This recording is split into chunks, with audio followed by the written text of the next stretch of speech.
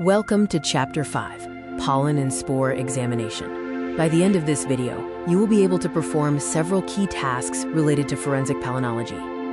You will be able to distinguish between pollen and spores, define a pollen fingerprint, and classify the different organisms that produce them. Additionally, you will compare and contrast plant reproductive parts and distinguish between gymnosperms and angiosperms.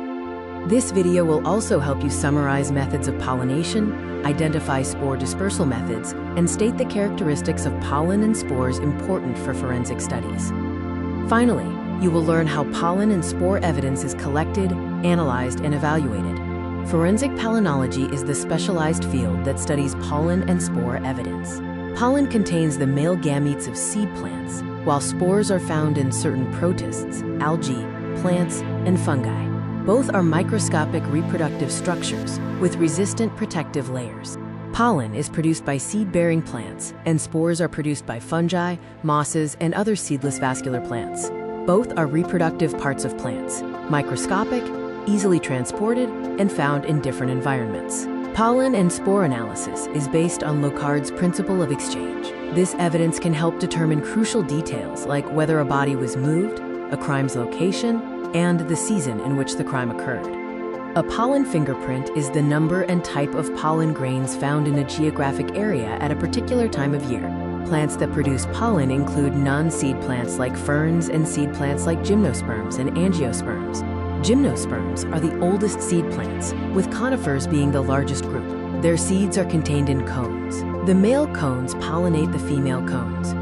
Angiosperms, or flowering plants, are the most recent group to evolve and produce seeds in an enclosed fruit.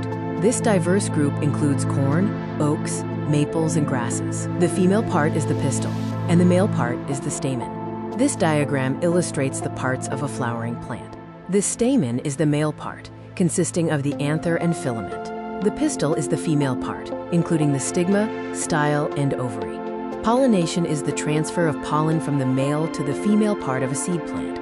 Self-pollination is the transfer within the same flower. Cross-pollination is the transfer between two distinct plants. This image illustrates the two types of pollination: self-pollination, where pollen moves within a single flower, and cross-pollination, which requires external agents such as insects to move pollen between different flowers.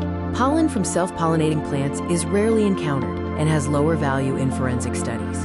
Pollen can be carried by wind, animals, or water. Wind-borne pollen is less effective for forensic analysis due to potentially long dispersal distances.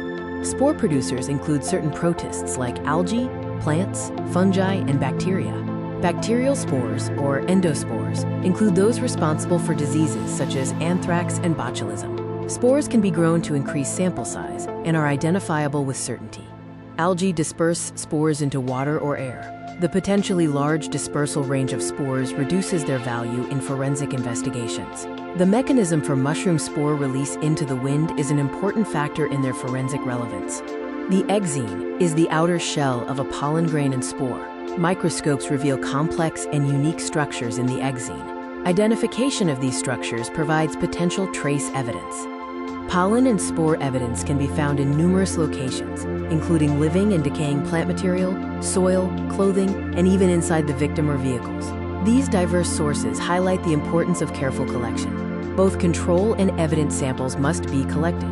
When collecting, wear gloves, use clean tools, and place samples in sterile, sealed, and labeled containers. Secure the evidence and establish a chain of custody.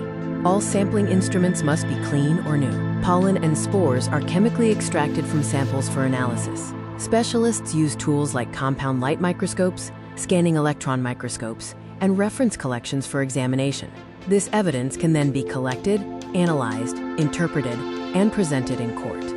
In summary, forensic palynology can reveal geographic origin, time, and season of a crime. Spores and pollen are dispersed by wind, water, or animals. Pollen from insect-pollinated plants offers more specific location data than wind-pollinated plants.